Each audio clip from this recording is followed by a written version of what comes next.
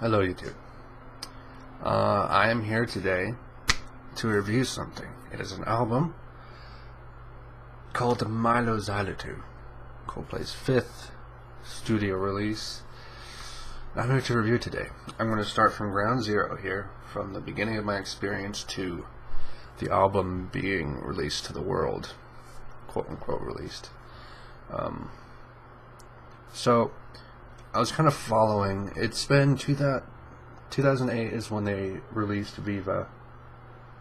Same year they released Prospects, I believe. And just no material since then. Longest time I kind of watched, the makings of it as things went along. Like the Coldplay news things and stuff like that. But I mean, it's just kind of, I was more anticipating, the Radiohead King of Limbs, that kind of came out. That was pretty big at the beginning of the year. But I was just I got on board with this band after Viva came out. So, I had all that time to just kind of go back to their old music and, discover that Parachutes is one of my favorite albums and all that kind of stuff. So, when a few months back, they're on their Facebook page, they posted a picture. That's when it all started. They posted a picture of the Running Man. I'll get to what that is in a second. Posted a picture of that and a video on YouTube, unlisted. And so I was like, whoa, what is this? And then they started posting lyrics in picture form and video form, with different snippets of songs. Yeah, and just like, whoa, okay, what's going on? Something is about to emerge, obviously. And then every Teardrop is a Waterfall gets announced. So I'm like, well, it's an interesting title. It's interesting artwork. I'm excited. Let's see what this song is. So the song comes out, released to YouTube and iTunes. It's a single from their new album. So I play it once through, and with a lot of these songs, I was very much on the fence the first time I heard them, with the exception of a few. I'll get to that in a sec. But I hear it, and I just think, And the lyrics were half good, half bad. Because I turn the music up, I got my records on. From underneath Rebel song, there's a nice feel to it. But yet, you got, it was a waterfall. I mean, they kind of proved that they could take the pop genre and put some good stuff into it, but still pop, if that makes sense. It's a pretty decent song to me. I'm not a fan of it. I don't hate it, but I mean, you got, Chris, he sings, no strange effects on his voices. Johnny, he plays a nice riff. Will, he plays drums, nice beat. Guy, he has a very good bass in the chorus. I mean, just unadulterated music. But it's pop. So that alienated a lot of people. Plus, you got some iffy lyrics. So I was just I can listen to this for a little bit, I guess. And then and then they started playing the festivals.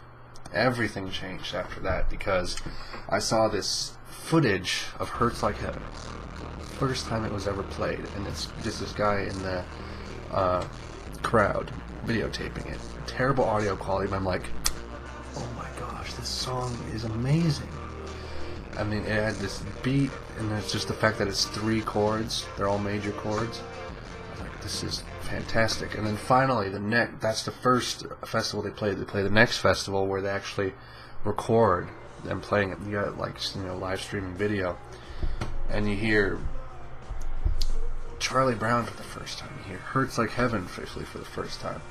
You've got all these new songs coming out, Us Against the World, and you're just like, Hertz Like Heaven, fantastic. Charlie Brown, fantastic. They're all fantastic.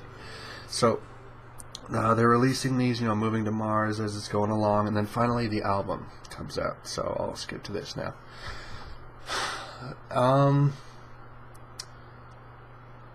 Where should I start? I guess I'll go track by track. You got opening with Mylo Xyloto.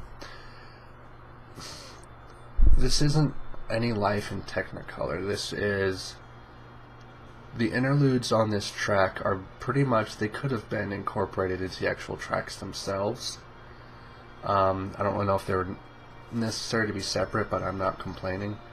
Why am I complaining that there's a split between the tracks? I'm not. But it's really nice, has a good build-up. I noticed that the xylophones come in like few measures after the first few measures. Leads right into Hertz Like Heaven. This is one of my biggest gripes about the album, is what they did to Hertz Like Heaven, because I think they put a little too many effects on his voice, and I think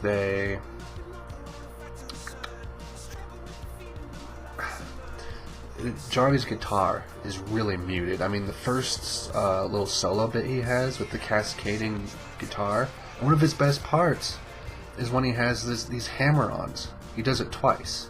You'll probably know what I'm talking about if you hear the song. But they dim that down in the mixing. And then the next solo, which is him lower on the guitar, they kind of crank that up. It's but though the first one was better. The cascading hammer-ons, that was fantastic. With the echo, but I'm not too, I'm not oh, this is a terrible album because they mixed it bad. No, it's still a great song. I still like it. I like the ooh part he does at the end that they added, and that goes right into Paradise, the third track. Very poppy. Now, it has more of the iffy lyrics. It has a really nice melody, though. Nice chords. G minor, B flat major, F major, C major. And back to G minor. That's nice. You got, the nice play on thirds with the melody and I'm going over your head, sorry. Nice melody, nice chords, good instrumentation, iffy lyrics again. Pretty much same thing with every Teardrop here, but I feel like Paradise is more bland with the way the strings are. I don't know, it doesn't catch to me. I mean, it's got some, ooh, that whole melody that's a really nice catch, but Paradise, that doesn't catch. It's just more bland to me than every Teardrop. So we'll go right to the next one, which is Charlie Brown. I think this is the best song on the album, personally. It's got the noise in the beginning, the screeching, that is Chris Martin singing the refrain, all the boys, all the girls, all the madness in the world, and it's just sped up really fast, or high pitched or something, and it's that's really cool. It's got an amazing melody, strong chords, strong lyrics, and a great piano outro. I mean, this song is fantastic. It's harkens to Arcade Fire, but in a more mainstream context. It's people might not like Arcade Fire, but if they like that kind of imagery, and listen to Charlie Brown. So that is one of my favorites on the album. I skip from Hertz Like Heaven right into Charlie Brown sometimes. And the next track is Us Against the World. Now, what they did with this is they took the part where Johnny comes in, because it starts with just Chris on the guitar, and then Will starts to sing, and then the organ comes in with Will playing organ, Johnny comes in with guitar, and then the bass. Real nice, but they start with Johnny's guitar in this. They end it differently too. It doesn't have an echoing guitar, it just ends on a chord. Yeah, it's nice acoustic stuff. Never really caught on with me, but I mean, good song though. And then that leads into MMIX, which is basically just a prolonged intro to every Teardrop, which is kind of nice that they split, though, because if you don't want that intro, you can just go right into every Teardrop, but in the context of the album, it kind of flows nicely. So you got every Teardrop, I already explained about that, and then Major Minus. This song, it doesn't really catch with me apart from the part after the choruses, where you've got almost like the guitar harmonics playing on that. It's like a really quiet part. I'm sure you know what I'm talking about. One of my favorite parts of the album. I just love that part in the song when I first heard it. Nice solos. I don't really mind the effects on his voice in that song, though. That's okay. And then that leads right into UFO. Probably my second, if not first, probably in the top 3 at least, favorite songs of the album. It starts with the Wedding Bells chords, and then it goes into the Mylo Xyloto Hopeful Transmission little bit, where you go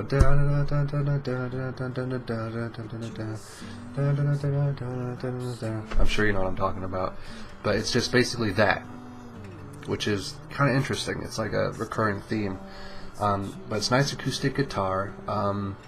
It reminds me a little bit of, I don't know what it reminds me of. It's a real nice acoustic song. It gives nice imagery, and then it's got this really cool instrumental bit. Kind of like an echoing guitar harmonic thing. I love that. And then that transitions into Princess of China. Now, I really like the instrumentation. You got nice thumping bass, good synth. It's really good, nice beat to it, but I'm not a fan of Rihanna in it. I mean, she has a nice voice, I'll give her that, but for the most part, the song just didn't click with me like it did when I heard it the one time. I mean, I find myself skipping it to go right into Up in Flames. I mean, occasionally I listen to it. It just doesn't seem to have the power that it used to. But that's just me. I mean, I don't know. Then you go to Up in Flames. One of the more boring songs of the album. But I'll listen to it over Paradise, though. It's got an interesting beat, and it's kind of simple, but it's got some power to it, and I really like the last few chords, and it's nice. It's just basic piano, nothing too special. It's got a nice riff by Johnny too. Moving right along, got 2 minutes. That leads into my favorite moment of the album, the 8-minute finale. Hopeful Transmission, Don't Let It Break Your Heart, Up with the Birds. You're not gonna go, okay, let's say you want to listen to Up with the Birds. You're not gonna listen to Up with the Birds. You're gonna start at a Hopeful Transmission and work your way to Up with the Birds. That's just how you're gonna do it. Hopeful Transmission is basically a very kind of almost chiming orchestral version of Mylo Xyloto. And then that goes right into Don't Let It Break Your Heart, which is quite easily one of my favorite songs, if not my favorite from the album. It's got a nice thumping beat to it. It's like Glass of Water meets X and Y era. It's got some similar almost melodies and rhythms to X and Y, but it's basically Glass of Water 2, which is amazing. I love it. And then at just a real nice thumping, it's got a nice echoing, almost reverberating guitar with nice piano. It's real loud, upbeat. I like it. And then that transitions into Up with the Birds. Now, when I first heard this song, it didn't really click with me. I was like, yeah, okay, the album's over, so listen to it again. But upon hearing it a few times, it is definitely up there. I mean, the last 3 songs, really, it's like the big moment of the album. It samples Leonard Cohen's lyrics. Got a nice little intro in the beginning. Takes a few listens to like, but the second half is really nice, where you got the good things are coming our way. It's got nice strings, nice guitar. I really like it. It's very joyful. And then it kind of ends with a nice little piano outro. It's just one of my favorite parts of the album, really. You've got, you know, an intro into a big bang, loud music, and then it just kind of fades off slowly into kind of joyous happiness when it ends. So it's one of my favorites. So those are the tracks and my opinions on them. I've been listening to the album straight through several times for the past couple of days. I skip Paradise. I often skip MMIX and Every Teardrop to go to Major Minus. Half the time I skip Major Minus to go to UFO, and then from UFO sometimes I skip Princess of China to go into Up in Flames. Then Up in Flames, I'll let that take me into the finale. So those are kind of the songs I skip. But as of lately, when I've been doing things, I've just let the whole album play on repeat. I don't really mind. I've kind of come to learn. It's like I've listened to these songs so much over the course of the summer that you stop and realize someone on the outside looking at all these songs for the first time are going to be kind of blown away, more or less. So, Mylo Xyloto, I give it 80 strawberries out of 100 strawberries. Or, if you want to reduce, like the good math nerds we are, 8 strawberries out of 10. Now, what takes away 2 strawberries, you might ask? Well, 1 strawberry is taken away from the mixing on the album. Like I said, Hertz Like Heaven, they kind of butchered his guitar and the voices. And it's just like different. Like sometimes I can't hear like Chris Martin's voice on Don't Let It Break Your Heart. Sometimes I can't hear what he's saying. And just it seemed, I don't like what they've done to a couple parts. I like a few parts they've added, but for the most part, I mean, that's just picky me. And another strawberry is taken away from the non-fluidity of the album. Going from Major Minus into UFO is kind of an abrupt change. Going from UFO to Princess of China, that's nice. I mean, but it's just kind of, you've got different things mixed, and they don't flow very well. But I mean, that's not a big thing, but it's just kind of abrasive, kind of schizophrenic, and I feel like it could have been done a little differently. But I mean, they've said themselves that it's kind of a schizophrenic record, but oh well. But that's it, 8 out of 10. Solid album. I really like it. It's some nice songs. Hopeful to see some sort of EP emerge, maybe, because they're supposed to have a ton of material. They got Carcades. Actually, let me show you my. Let's see if I can get this around here. My desktop. I made that myself. Sorry. But yeah. That was supposed to be a song. They even talked about it in an interview during the Viva era about it being a song about, you know, old people and youngsters. They had that on their clothes, and it's just supposed to be a song that was left off the album. So that's one I really want to hear. That sounds interesting. And a lot of other songs are registered with the PRS database, so I'd like to see another EP, or at least just music in general, sometime in the near future. But for right now, Mylo Xyloto is fantastic. If you're an old-fashioned fan, I would say open up your mind a little bit. It's the same kind of writing. The lyrics might be a little iffy, but for the most part, this is a solid album with solid music, written in some different genres that you might not be used to, but it's the band you know. So, yeah, that's about it. Give me some comments about your opinions about the album, and yeah, thank you for watching.